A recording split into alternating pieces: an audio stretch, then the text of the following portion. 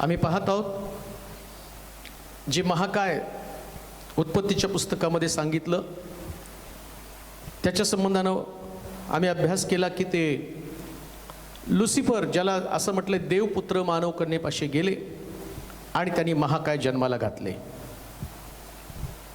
मग ज्या प्रकारचा दावा आपण पवित्र शास्त्रातनं करत आहोत, पहिली गोष्ट ते लुसिफरच्याच दूतांनी किंवा लुसिफरच्या जे खाली टाकलेले पती देवदूत आहेत यांनी त्याची निर्मिती केली. त्याचा पहिला पुरावा पाहिला आम्ही त्याचं शरीराचं आकारमान. त्याच्या शरीराच्या आकारमानावरूनच आम्हाला कळतं की ते देवाच्या लोकांपेक्षा वेगळे होते. दुसरी गोष्ट आम्ही पाहणार आहोत, काय पुरावा आहे या लुसिफरच्याच दूतांनी पती देवदूतांनीच या रेफाईमला किंवा ज्याला आम्ही महाकाय म्हणतो त्याला जन्माला घातलं. दुसरा पुरावा आम्ही पाहणार आहोत यशाचं पुस्तक 26 अध्याय आणि त्याचं 14 वचन. शास्त्रातली प्रत्येक गोष्ट आम्हाला पुराव्यानं तपासणं फार गरजेचं आहे. यशाचं पुस्तक 26 अध्याय 14 वचन. मृत जिवंत होत नसतात, मृत जिवंत होत नसतात, प्रेते उठत नसतात, प्रेते उठत नसतात. तेव्हा तू त्यांची झडती घेऊन तू त्यांची झडती घेऊन त्यांस विध्वंस केला आहे. विध्वंस केला आहे. 19 वचन वाचता. तुझे तुझे तुझे मृत जिवंत होतील, तुझे मृत जिवंत होतील, माझ्या लोकांची प्रेते उठतील. आता इथंच 26व्या अध्यायाच्या 14व्या वचनामध्ये म्हटलं मृत जिवंत होत नसतात. मृत. आता या मृत शब्दासाठी जो शब्द आहे आणि त्या शब्दाला रेफाईम हा शब्द वापरला गेलेला आहे. आणि रेफाईम म्हणजे काय आम्ही पाहिलं, जे धिप्पाड लोक आहेत, पहाडी लोक आहेत, ज्याच्यामध्ये प्रचंड ताकद आहे, ज्यांच्यामध्ये क्रूरपणा आहे, ते रेफाईम लोक आहेत. आणि आता काय म्हटलं या ठिकाणामध्ये, तुझे मृत जिवंत होत नाही 14 वचन. मृत जिवंत होत नसतात, मृत जिवंत होत नसतात, प्रेते उठत नसतात, प्रेते उठत नसतात. तेव्हा तू त्यांची झडती घेऊन त्यांचा विध्वंस केला आहे. त्यांचा विध्वंस केला आहे. त्यांचे स्मरण अगदी नाहीसे केले आहे. या लोकांची जीवनाची वहीच नाहीये. कोणती? रेफाईम लोक. या रेफाईम लोकांना मृत लोक म्हटलं, महाकाय लोकांना रेफाईम म्हटलेलं आहे. आणि या लोकांची, जसं मी जन्माला आलो, माझं जन्माला आल्याबरोबर माझी स्मरणवही, मी विश्वास ठेवतो नाही ठेवतो, मी कुठली कर्म केली, सगळ्या माझ्या जन्मलेल्या दिवसापासून आता मृत होईपर्यंत सगळ्या दिवसाचा हिशोब माझी स्मरणवही ठेवली जाणार आहे. पण रेफाईम लोकांची स्मरणवही नाही असं शास्त्रात लिहिलेलं आहे. आणि हे जिवंत होणार नाहीत, ह्यांची प्रेत उठणार नाहीत. मग त्याच वचनामध्ये 19व्या त्याच अध्यायामध्ये 19 वचनामध्ये म्हटलं माझे लोक. काय लिहिले तिथं? तुझे मृत. म्हणजे देवाचे मृत. दोन मृत लोक आहेत. एक सैतानाचे मृत रेफाईम महाकाय आहे, आणि दुसरे मृत कोणते? देवाचे लोक आहेत, ज्यांनी जिवंत देवाने ज्यांना घडवलं, ज्यांना देवानं निर्माण केलं. हे मेलेले लोक जिवंत होणार आहेत. रेफाईम जिवंत होणार नाही आणि देवाचे लोक जिवंत होणार आहे. म्हणजे सिद्ध होतं काय? सिद्ध होतं देव लुसिफरच्या लोकांना, महाकाय लोकांना उठवणार नाही, म्हणून महाकाय ही लुसिफरची निर्मिती आहे. सिद्ध झालं याच ठिकाणामध्ये. देव असे 2-2 वचनं तर वेगळी सांगणार नाही. मृत शब्दशक्ती वापरला रेफाईम, आणि इथं म्हटलं माझे लोक, तुझे लोक मेलेले जिवंत होतील. त्यानंतर अजून एक गोष्ट वाचूया, योहानाचं शुभवर्तमान 5वा अध्याय 28 आणि 29 वचन.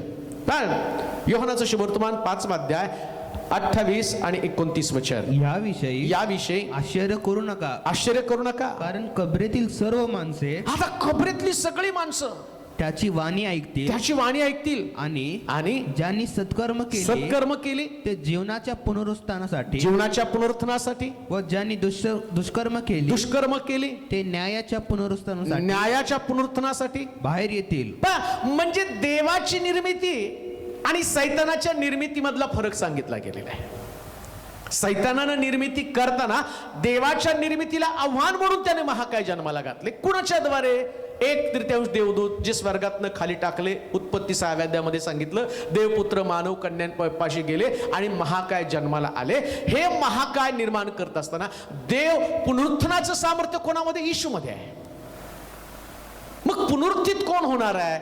त्याची निर्मिती, ज्याला मातीपासून घडवलं ते माणूस, आणि तो जिवंत होणार आहे. आणि मग त्याने विश्वास ठेवलेला असू दे, वाईट कर्म केलेले असू द्या, चांगलं कर्म केलं असणारा व्यक्ती पण चांगली कर्म केली तर स्वर्गात नेईल आणि वाईट कर्म केली तर त्यांचं पुनरुत्थान होईल आणि त्यांचा न्याय होणार आहे. म्हणजे रेफाईम लोकांना पुनरुत्थान नाही. मग का पुनरुत्थान नाही त्याचं प्रश्नाचं उत्तर आम्हाला शोधावं लागणार आहे. महाकाय लोकांचं पुनरुत्थान का नाही त्याचं उत्तर आम्हाला शोधावं लागेल. आणि त्याचं उत्तर पवित्र शास्त्रामध्ये स्पष्ट सांगतं, कारण ती लुसिफरची निर्मिती आहे. यशाचं पुस्तक आणि त्याचा 14वा अध्याय 9 वचन वाचा. यशाचं पुस्तक 14वा अध्याय 9 वचन. खाली अधोलोकात तुझ्या स्वागतार्थ गडबड उडाली आहे. तो तुझसाठी पृथ्वीवरील मरून गेलेल्या सर्व प्रमुखास जागृत करीत आहेत. राष्ट्रांच्या सर्व राजास त्याच्या सिंहासनावरून उठवीत आहे. ते सर्व उठून तुला म्हणतात तू ही आम्हाप्रमाणे निर्बळ झालास. पहा, या ठिकाणामध्ये स्पष्ट चित्र करत आहेत. हे मेलेले म्हणजे रेफाईम लोक. ते कुठे आहेत? अधोलोक म्हणजे नरक म्हटलेलं आहे.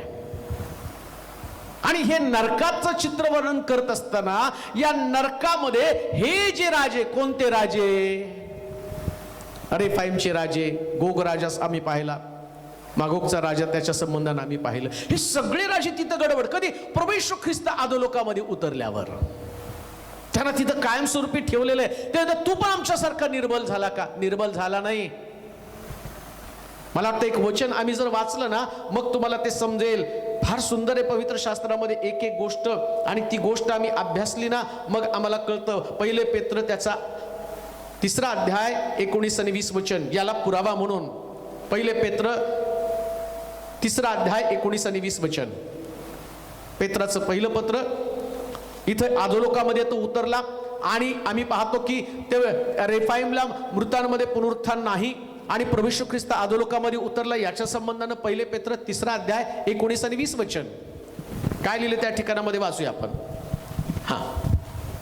या आत्म्याच्या द्वारे त्याने जाऊन तुरुंगातील आत्म्यांना घोषणा केली.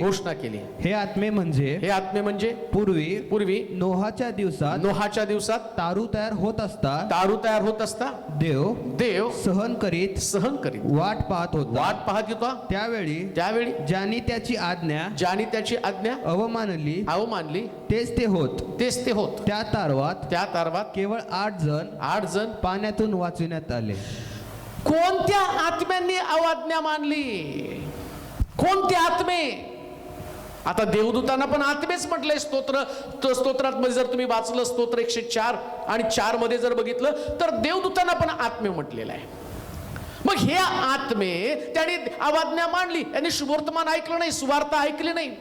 येशू ख्रिस्त आणि कबरेमध्ये उतरला, त्याच्या संबंधानं तो उतरत असताना ज्या आत्म्यांना त्यांनी सुवार्ता सांगितली त्यांनी ऐकलं नाही असं पवित्र शास्त्र सांगतं. रेफाईम लोकांना पुनरुत्थान नाही, पण देवाची हस्तकृती आदामापासून जेवढे माणसं जन्माला आली त्या सगळ्याला पुनरुत्थानामध्ये भाग आहे. मग त्यांनी चांगलं कर्म केलेलं असू द्या, वाईट कर्म केलं असेल तरी सुद्धा ते पुनरुत्थित होणार आहे. पण रेफाईम लोक एकदा मेले, त्यांचं पुनरुत्थान नाही. त्यांना आम्ही पाहतो ती अधोकोपामध्ये बंद करून ठेवलेलं आहे. आता दुसरा प्रश्न आमच्या समोर उरतो.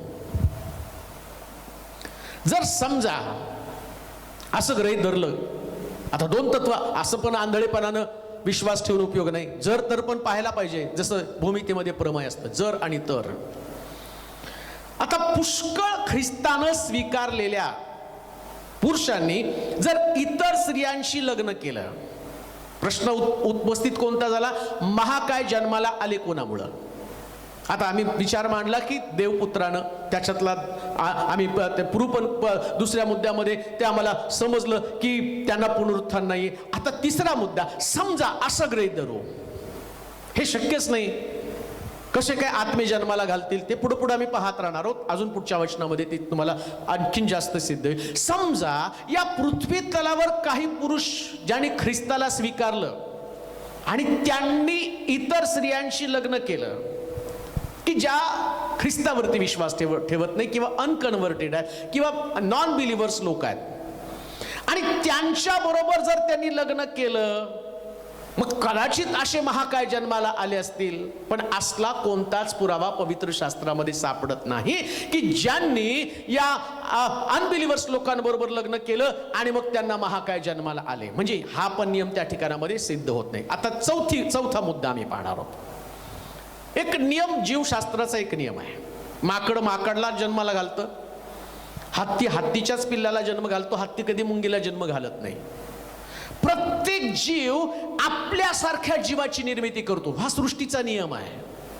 माणसाला माणसाचा जन्म होतो, त्याला बकरी, गाय, चिमणी, कावळा कुठल्याच प्रकारच्या निर्मितीला जन्म घालता येत नाही. आता लुसिफर आणि त्याचे दूत साधारण आकाराची निर्मिती करू शकत नाहीत, कारण ते स्वतःच प्रचंड ताकदीचे लोक आहेत. त्यांनी जी निर्मिती करणार आहेत त्यांच्याद्वारे असणारी अद्वितीय शक्ती. देवानं मनुष्याला मातीपासून निर्माण केलं. आता लुसिफर आणि त्याचे दूत त्यांना काहीतरी निर्माण करायचंय, मग ते त्यांची शक्ती त्यांच्यामध्ये घालणार आहेत. देवाला निर्मितीची ताकद असताना त्याला कमी जास्त करण्याचा अधिकार आहे. देवदूताला निर्मितीचा अधिकार नाहीये. देवानं आपल्या प्रतिरूपाचा मनुष्य केला आणि त्याच्यामध्ये श्वास घातला असं म्हटलेलं आहे. आता लुसिफरला निर्मिती करायची, मग लुसिफर त्याच्यासारखीच निर्मिती करणार. जो जीवशास्त्राचा नियम आहे, निसर्गाचा नियम आहे, निर्मिती नेहमी आपल्या सारख्याच गोष्टीची निर्मिती करतात. माझ्यासारखा मी पुरुष आहे, मी पुरुषाला जन्माला किंवा माणसाला मी जन्माला घालणार आहे, आणि प्राणी प्राण्याला जन्माला घालणार आहे, झाड झाडाला जन्म घालणार आहे. झाड वेगळं माणूस जन्माला घालू शकत नाही. तसं हे जे देवदूत, हे पतित देवदूत आहे, या पतित देवदूतांनी त्यांच्या सारख्याच असणाऱ्या हायब्रिड माणूस, म्हणजे माणूस आणि देवदूत, मानव कन्या आणि देवदूत यांच्याद्वारे आम्ही पाहतो की त्यांनी त्यांच्यासारखेच निर्माण. आता अजून त्याला पुरावा कोणता आहे? समजा त्यांनी ते निर्माण केलं, मग तुम्ही शास्त्रात आम्हाला दाखवा. आता देवानं निर्माण केलेली सगळी माणसं एकसारखे, ते आम्ही सगळे टोळासारखे होतो. गणना 23वा अध्याय 32 आणि 33 वचन आपण वाचणार आहोत. गणनाचं पुस्तक 13वा अध्याय 32 आणि 33 वचन. गणना 13 अध्याय 32 आणि 33 वचन. जसं देवानं निर्माण केलेली माणसं एकसारखी होती, तसं सैतानाची निर्मिती देखील कशी एकसारखी वाचणार आहोत आम्ही. गणनाचं पुस्तक 13वा अध्याय 32.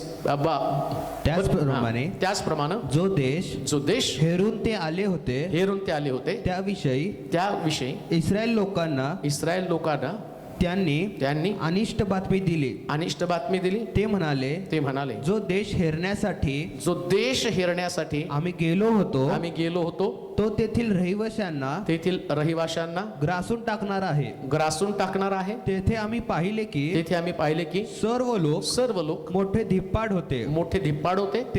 तेथे नेफिलीम म्हणजे नेफिली घराण्यातले अनाकाचे वंशज आम्ही पाहिले. त्यांच्या पुढे आम्ही स्वतःच्या दृष्टीने, म्हणजे सगळे लोक एकसारखे होते. काय मी तुम्हाला सांगतो, काय बायबल आम्हाला सिद्ध करून दाखवतं? देवाची निर्मिती पण सगळे एकसारखे आहेत. काय ॲव्हरेज आहे सगळ्यांमध्ये? काय फरक आहे सगळ्यांमध्ये? काय उंची सगळ्यांची 6 फुटाच्या आतच. एखादा एक्स्ट्रा निघतो तो 6, 6.5, 7, 8 फुटापर्यंत सापडतो, पण ॲव्हरेजली जर तुम्ही बघितलं तर सगळे 6 पर्यंत त्यांची उंची आहे. आता इकडं या कनानामधल्या लोकांच्या उंची संबंधानं वर्णन करण्यात आलं. ते म्हटले आम्ही गेलो तर पाहिलं सगळेच धिप्पाड आहेत, सगळेच एकाच उंचीचे आहेत, सगळेच उंच दडंग आहेत. म्हणजे जशी निर्मिती देव करतो तसं सैतान निर्माण करतो. आणि सैतान निर्माण करताना त्याचा हेतू नेहमी देवाच्या निर्मितीपेक्षा मोठं बनायचं आहे. त्याला देवासारखं थोडी बनवता येणार आहे. देवासारख्या गोष्टी बनण्याची ताकद त्याच्यामध्ये नाही तर मग तो देव झाला असता. सांगण्याचं तात्पर्य, सैतानाची निर्मिती असल्याचा पुरावा काय? तर बायबल सांगतं ते सुद्धा सगळे एकसारखे उंचे पुरे धिप्पाड होते. सैतान त्याची दूतांच्या द्वारे त्याच्यासारखीच निर्मिती करत आहे. 5वा पुरावा आम्ही पाहणार आहोत. समजा एखाद्या महाकाय पुरुषाला एखादा देवाला न मानणारा व्यक्ती जन्माला घालू शकत असला, असं आम्ही धरलं, किंवा देवाला न मानणारी एखाद्या स्त्रीनं एखाद्या व्यक्तीला जन्माला घालण्याची शक्ती असं गृहीत धरलं तर असे कितीतरी लोक त्या काळात पृथ्वी तलावरती होते. एखादं राष्ट्र, एखादं ठिकाण, समजा ते यहोवा देवाला मानत नाही, जिवंत देवाचं स्मरण करत नाही, यहोवा देवावरती त्यांचा विश्वास नाही, असे असंख्य राष्ट्र, असंख्य लोक पृथ्वी तलावरती अस्तित्वात होते. मग यातल्या कोणीतरी महाकायला जन्माला घातलं गृहीत धरूया. नाही, आता बायबलच्या मला देवाच्या वचनावर विश्वास नाहीये, मला सगळीकडनं सिद्ध करून पाहायचं की काही झालं तरी सुद्धा मला हे सिद्ध करून दाखवायचं की ज्याला जगामध्ये हे महाकाय जन्माला आले ना, ते कदाचित असं असू शकेल. लुसिफरच्या आणि त्याच्या दूतांचा सिद्धांत आम्हाला पटतच नाही असं गृहीत धरलं आणि दुसरा सिद्धांत असा मी मांडला. कदाचित यहोवा देवाला न मानणारे, त्याला अनगॉडली पीपल किंवा अनगॉडली वुमन, जी देवाचं अस्तित्व नाकारती किंवा देवावरती विश्वास ठेवत नाही, आणि तिने ठरवलं की चला आपण जन्माला घालू कोणाला तरी. अनगॉडली पीपल, अनगॉडली पर्सन, मग मे बी त्या वुमन असेल किंवा पुरुष असेल, या दोघांच्या एकत्र येण्यानं कदाचित पृथ्वी तलावर हे महाकाय जन्माला अस्तित्वात आले असतील असं गृहीत धरलं तर असे कितीतरी लोक त्या काळात अस्तित्वात होते की ज्यांचा यहोवा देवावरती विश्वास नव्हता, पण तरी सुद्धा ते महाकाय जन्माला घालू शकले नाही, कारण ती देवाची साधारण अशा प्रकारची निर्मिती होती. म्हणजे हाही सिद्धांत त्या ठिकाणामध्ये खोटा ठरला जातो. आता अजून एक 6वा मुद्दा आम्ही वाचणार आहोत. देवपुत्र हे सेत किंवा दुसऱ्या देवगुरे माणसाची पुत्र असण्याची शक्यता नाही. त्याचं कारण देवपुत्र सेत किंवा इतर, आता जे नोहाचे पुत्र सेत वगैरे त्याच्या संबंधानं म्हटलं की ते देवाच्या त्या सेता संबंधानं म्हटलं तो दुष्ट स्वभावाचा आहे, किंवा त्याच्या संबंधानं मला वाटतं उत्पत्तीचं पुस्तक 4था अध्याय आणि 4थं वचन आपण वाचूया. उत्पत्तीचं पुस्तक 4था अध्याय 4थं वचन. हबेलानं सुद्धा आपल्या कळपातील प्रथम जन्मलेल्यातून म्हणजे त्यातल्या पुष्टातून काही अर्पण आणले. परमेश्वराने हाबेल व त्याचं अर्पण यांचा आदर केला. पण काईन व त्याचे अर्पण यांचा त्याने आदर केला नाही. म्हणून काईन संतापला व त्याचे तोंड उतरले. आता ग्रहित धरू, त्या काळामधले 1-2 उदाहरण आपण घेऊया. एक सेतला घेऊया, दुसरं कायनाला घेऊया. आता ज्यावेळेस सृष्टी निर्माण केली, आदामाला एदेन बागेतनं घालवल्यानंतर आदामाला 2 लेकर झालं. एकाचं नाव काईन, दुसऱ्याचं नाव हाबेल मेला, काईन शिल्लक राहिला. आता काईन शिल्लक राहिल्यावर मग कायनापासून अजून संतती झाली, मग त्यांच्याबरोबर लग्न केलं. समजा या ठिकाणामध्ये कायनानं जर असं कुणाला, आता त्याच्यामध्ये देवाचं भय नाही ना, कायनामध्ये हा देवाचा माणूस नाहीये. सैतानाला तो भुलला, सैतानानं त्याच्या विचाराचा ताबा घेतला आणि काईन भुलला गेला. समजा कायनापासून, इथं आम्ही त्या देवपुत्रांना किंवा देवाच्या दूतांना बाजूला काढूया, देवदूत नव्हतेच. काय सिद्धांत आम्ही मांडतो की देवदूत नाहीच आले, त्यांच्यापासून महाकाय जन्माला नाही आले.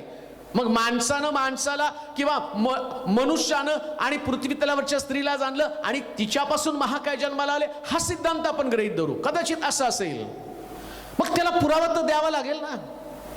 मग कायनापासून जन्म झालेले लोक कुठं पण त्याच्यात पवित्र शास्त्रात त्याचं वर्णन नाहीये की कायनापासून महाकाय जन्माला आले, शेतपासून महाकाय जन्माला आले नोहाच्या काळामध्ये. मग झाली कुठं गडबड, कुठं यांची निर्मितीला सुरुवात झाली. इब्री 11 अध्याय 4थं वचन पण वाचा बरं. हा, इब्री लोकांचं पत्र 11 अध्याय 4थं वचन. विश्वासानं हाबेलानं कायनापेक्षा अधिक चांगला, हा म्हणजे हाबेल एवढाच एक नीतिमान व्यक्ती त्या ठिकाणामध्ये होता. 2 लोकांपैकी पृथ्वी तलावरती टोटल 4 लोक आहेत. एक आदाम, दुसरे हवा, त्यानंतर काईन आणि हबेल. त्यातमध्ये हबेल तर मरून गेला, म्हणजे राहिलं कोण आता 3 लोक. त्यातला काईन तर दुष्ट आहे, मग दुष्टानं दुष्टाला जन्म घालायला पाहिजे, या दुष्टानं महाकाय जन्माला घालायला पाहिजे. अस्तित्वात दुसरं कोण आहे? हेच अस्तित्वात आहे. पण याने कोणाला महाकायला जन्माला घातल्याचा पुरावा पवित्र शास्त्रामध्ये आढळत नाही. आणखीन एक वाचूया हनोका संबंधानं उत्पत्तीचं पुस्तक 5वा अध्याय 21 वचन आणि 24 वचन. उत्पत्तीचं पुस्तक 5वा अध्याय 21 आणि 24 वचन. हनोक 65 वर्षांचा झाल्यावर, 65 वर्षाचा झाल्यावर त्यास मथुशल झाला. मथुशल झाला. मथुशल झाल्यावर हा. हनोक 300 वर्ष 300 वर्ष देवाबरोबर चालला देवाबरोबर चालला. व त्यास आणखी मुलगे आणखीन मुलगे व मुली झाल्या. मुली झाल्या. हनोक देवाबरोबर चालला, हा, देवाबरोबर चालला. त्यानंतर तो नव्हता. त्यानंतर आता हनोक झाला, बाकीचे सगळे लोक झाले. आता हे सगळे लोक नोहा झाला, नोहाच्या नंतर अजून बरेच लोक झाले. आता यांनी लग्न कोणाबरोबर केलं? कायनाच्या मुलीबरोबर लग्न केलं. साधं गणित आहे. मग यांच्यापासून जर समजा हे जर अस्तित्वात आले महाकाय, तर त्याचं प्रूफ दिसला पाहिजे. पण तो आम्ही पाहतो या सगळ्यांनी कायनाच्या मुलीबरोबर लग्न करून सुद्धा का एकाला सुद्धा महाकाय जन्माला घालता आला नाही. का? कारण देवानं त्यांचा साचा तयार करून त्यांना पृथ्वीवर पाठवलं होतं. त्यांनी त्यांच्यासारख्याच लोकांना जन्म द्यायचा. असं कोणालाच म्हटलं नाही देव की आणि तू एक्स्ट्रा ऑर्डिनरी काहीतरी जन्माला घालशील.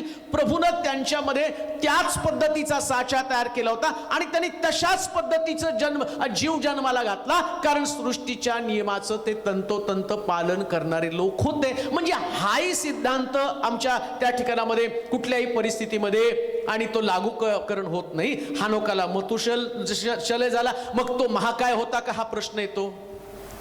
मथुशल महाकाय होता का? दुसरी गोष्ट आम्ही पाहतो नोहाची 3 मुलं जी होती ती महाकाय होती का? शेम, त्याचप्रमाणे हाम आणि याफेत हे 3 मुलं पण महाकाय होती का? त्याचंही उत्तर आम्हाला शोधावं लागेल. म्हणजे कोणतीही गोष्ट मांडत असताना आम्हाला कुठंतरी चाचपणी करून पाहावं लागतं की हे तसं आहे का. त्याच्याशिवाय आम्हाला पुढे जायला येत नाही. परंतु आम्ही पाहतो हे जर सगळे आता असं धरूया हे महाकाय सगळे होते. कोण? मथुशल महाकाय होता, शेत महाकाय होता, शेम महाकाय होता, हाम महाकाय होता, याफेत महाकाय होता. हे सगळे महाकाय होते असे गृहीत धरू. मग या सगळ्यांना महाकाय जन्माला यायला पाहिजे. सृष्टीचा नियम काय? Same to same copy, xerox copy जन्माला घेतली पाहिजे. बाप उंच तर मुलगा उंचच आहे, बुटका नाही निघत. हा, समजा आई किंवा बाप दोघांपैकी कोण बुटका असला तर कदाचित त्या ठिकाणात मुलगा बुटका निघेल. पण दोघं पण उंच असतील तर मग दोघं पण त्या ठिकाणामध्ये त्यांचा मुलगा उंच जन्माला येणार आहे. झेरॉक्स कॉपी तयार होती, तसलाच जीव जन्माला येतो. मग आता पुरावा तुम्हाला त्याच ठिकाणामध्ये मी तुम्हाला मांडू इच्छितो की समजा असं जर आहे मग का महाकाय जन्माला आले नाही? म्हणजे कुठं तरी गडबड झालेली आहे. कोणती गडबड? मग ॲव्हरेज स्त्री 6 फुटाची देवदूत आम्ही पाहतो त्यांच्यामध्ये आचाट शक्ती आणि आचाट शक्तीच्या द्वारे कॉपी करायला ते गेले पण कॉपी होईनाच. हायब्रिड तुम्ही कधीच बारीक करू शकत नाही. हायब्रिड तयार करण्यासाठी आणि आम्ही पाहतो की जेव्हा हायब्रिड झालं ना तेव्हा मोठं झालं. मोठे द्राक्षीचे घड, मोठ्या जर्सी गाय, मोठ्या प्रकारचं प्राणी, हे सगळं मोठं बनत गेलं. हायब्रिड आलं की ओळखायचं हे नॅचरल नाही, याला करावं लागतं, याला आणि ब्रीड द्यावं लागतं. इकडचं थोडंसं ब्रीड, तिकडचं थोडंसं ब्रीड घेऊन दोघाला एकत्र करून हायब्रिड केलं जातं. तसंच इकडं मानव आणि तिकडं लुसिफर या दोघांचं ब्रीड एकत्र केलं आणि त्याच्यापासून हायब्रिड म्हणजे उच्च दर्जा किंवा एक्स्ट्रा त्याच्यापेक्षा जास्त मोठ्या प्रमाणामध्ये निर्माण करण्यासाठी आम्ही पाहतो 2 भिन्न प्रकारच्या लोकांना एकत्र यावं लागतं. आणि मग आम्ही पाहतो प्रकटीकरणाच्या पुस्तकात 2 पेत्र 2 अध्याय 4 वचन वाचूया. 2 पेत्र 2 अध्याय 4 वचन. कारण ज्या देवदूतांनी पाप केलं त्यांनी त्यांची देवाने गय केली नाही, तर त्यास नरकात टाकलं आणि न्याय निवाड्याकरिता राखून अंधकारमय खाड्यात ठेवलं. त्यानंतर यहुदाचं पत्र 6 आणि 7 वचन. यहुदाचं पत्र 6 आणि 7 वचन दोन्ही लक्षात ठेवा ते आता. आणि ज्या देवदूतांनी आपले अधिकारपद न राखता आपले वस्तीस्थान सोडले, त्यास त्याने निरंतरच्या बंधनात निबिड काळोखात महान दिवसाच्या न्यायाकरिता राखून ठेवले. त्याप्रमाणे सदोम व गमोरा आणि त्यांच्या सभोवतालची नगरे यांनी त्यांच्यासारखे जार कर्म करून अन्य कोटीतील अंगाशी संघ केला. ती नगरे सार्वकालिक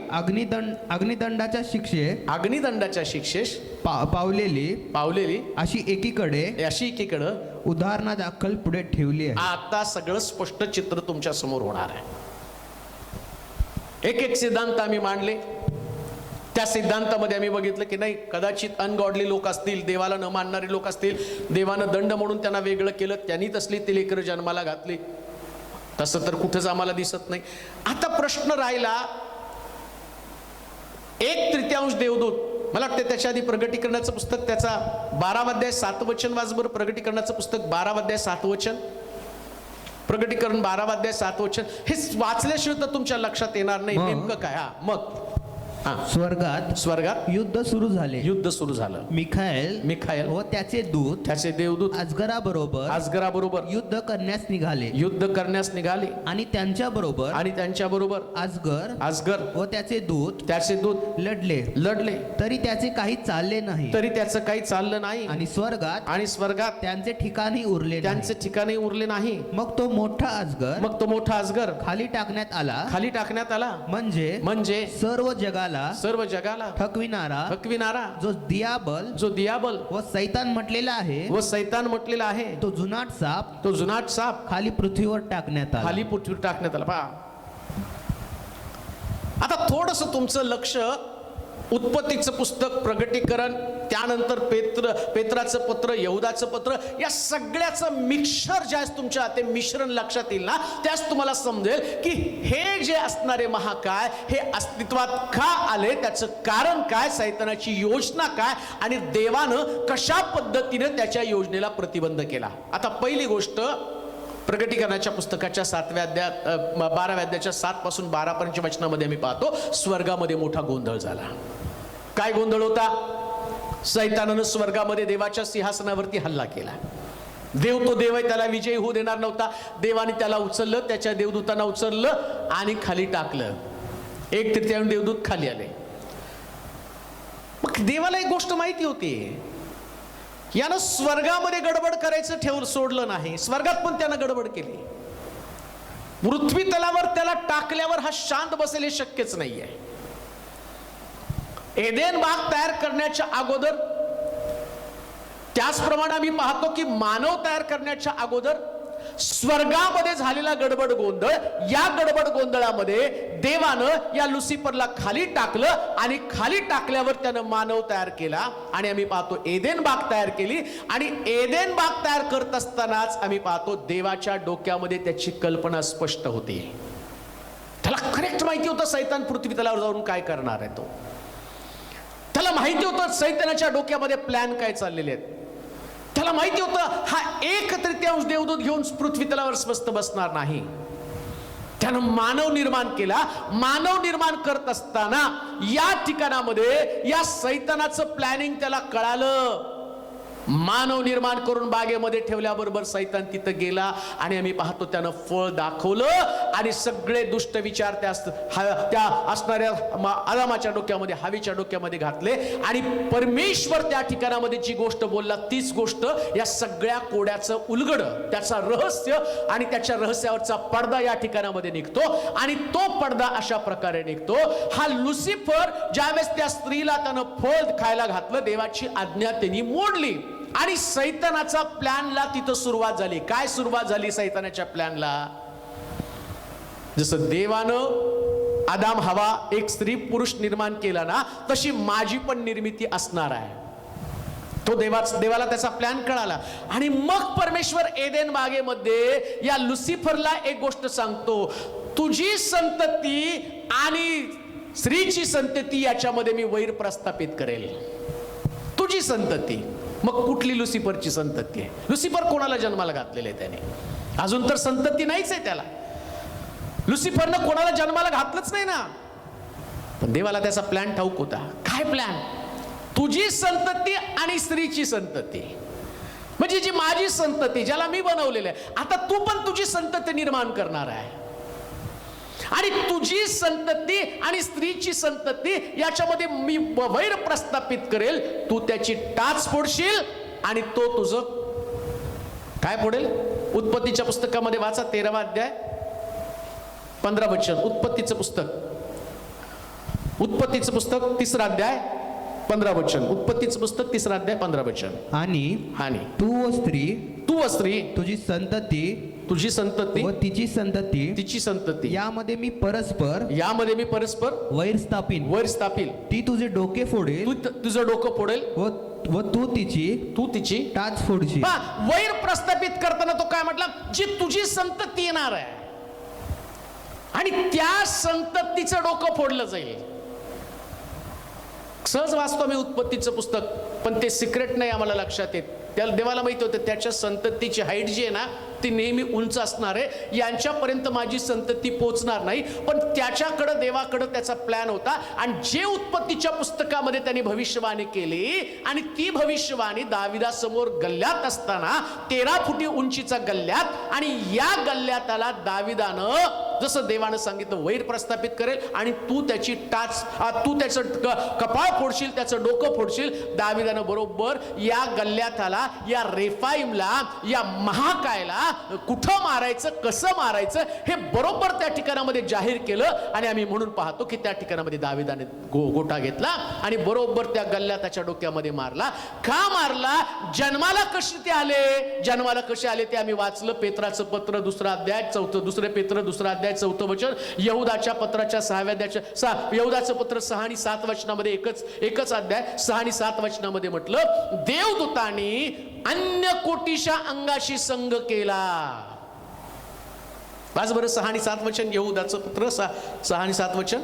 आणि ज्या देवदूतांनी आपले अधिकारपद न राखता आपले वस्तीस्थान सोडलं त्यास त्याने निरंतरच्या बंधनात निबिड काळोखामध्ये महान दिवसाच्या न्यायाकरिता राखून ठेवलं. त्याप्रमाणे सदोम व गमोरा आणि त्याच्या सभोवतालची नगरे यांनी त्यांच्यासारखे जार कर्म करून अन्य कोटीतील अंगाशी संग केला. म्हणजे ह्युमन बॉडी सोडून, आता आम्ही सगळे ह्युमन आहेत, आम्हाला एकसारखी बॉडी आहे.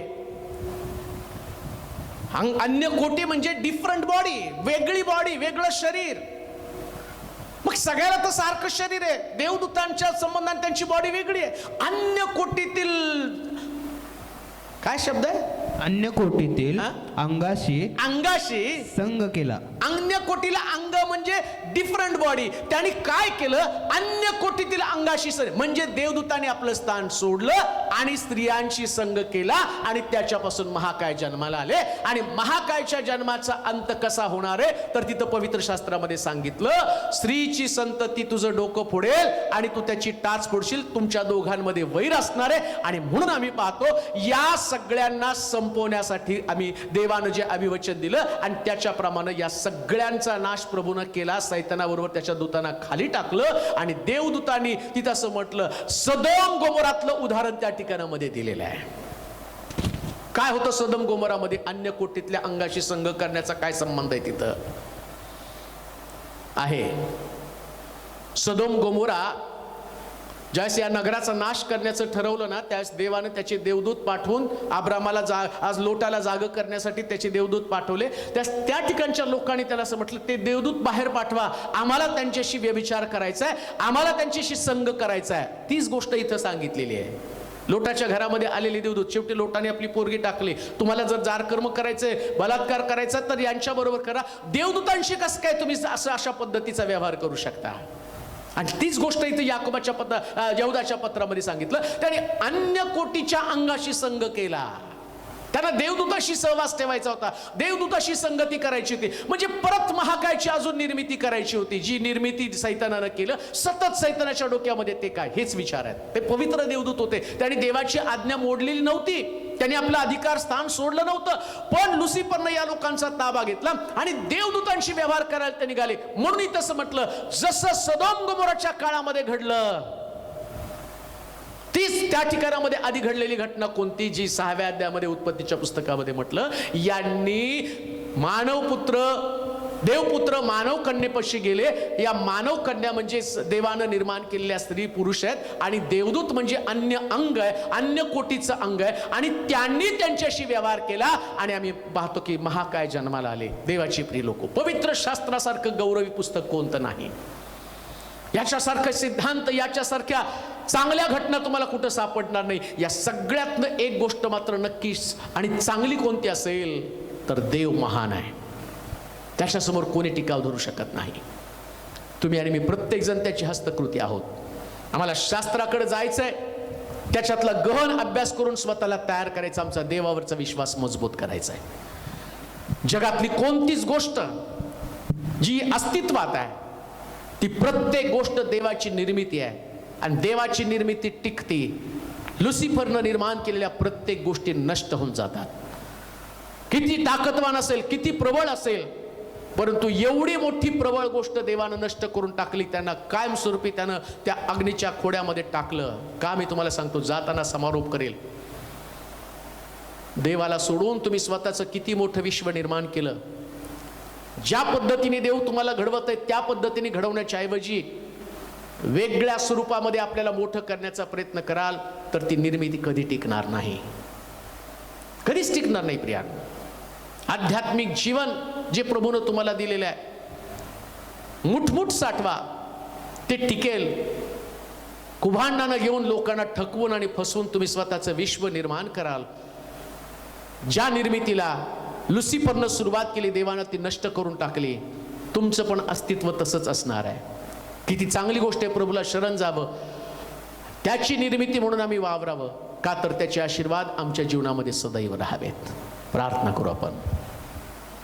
हे सर्व समर्थ देवा, तुझ्या नामाची स्तुती करतो, तुझ्या पवित्र नामाला गौरव महिमा युगानुयुग देतो. तू सर्वश्रेष्ठ सर्वोत्तम गौरवशाली देव आहे. उपडे पडून तुझी स्तुती करतो आम्ही, तुला शरण येतो आमच्या देवा. शंका कुशंका मनामध्ये संभ्रम या अवस्थेमध्ये आम्ही अनेक वर्ष काढली. तुझं वचन आमच्या पावलाकरता दिवा, आमच्या मार्गावरती प्रकाश आहे. तुझ्या वचनाच्या उलगड्यानं भोळ्यास ज्ञान प्राप्त होतं. तुझ्या वचनाच्या उलगड्यानं आमचं हृदय उल्हासित होतं. प्रभूजी, ऐकणाऱ्या प्रत्येक व्यक्तीला आस्त जाग कर. हे बायबल किती रहस्यानं भरलेलं पुस्तक आहे, त्याच्यामध्ये गडून जाण्यासाठी प्रत्येकाच्या नेत्रामध्ये तुझा प्रकाश दे, त्यांच्या अंतःकरण उघड. आज जे ऐकत आहे त्यांनी शास्त्राकडे जावं, दिवस रात्र त्याचं मनन करून प्रभूला प्रथम स्थान द्यावं. आम्ही देवाची निर्मिती आहोत आणि जसं आम्हाला देवाने घडवलं तसंच आम्ही राहावं. देवदूतांनी अन्य कोटीच्या अंगाशी संग करून त्यांना खोड्यामध्ये टाकलं. आम्ही विश्वासणारे आहोत आणि विश्वासणाऱ्या व्यक्तीनं कधीही चुकीच्या पद्धतीने वर्तन करू नये. हा एक फार मोठा दाखला, उदाहरण तो मला दिलेला आहे. तुझ्या वचनात लिहिलं ना, विश्वासणाऱ्याने अविश्वासणाऱ्याशी संगत जोडून विजोड होऊ नये. हा विजोड असणारं जोडपं कधीच अस्तित्वात राहू शकत नाही. देवदूतांनी देवपुत्राने मानव कन्येशी संबंध प्रस्थापित केले पण तू ते नष्ट करून टाकले. महाकाय जन्माला आले पण तू नष्ट केले. अशी कोणतीच गोष्ट टिकत नाही जी देवाच्या योजनेमध्ये असते. याविषयी तुझ्या लोकांना जाग कर. आभार मानतो, तुझी स्तुती करतो प्रभूजी. गौरव महिमा तुला दे. येशूच्या नावात ही प्रार्थना विनवणी केली म्हणून तू ऐक. आमेन.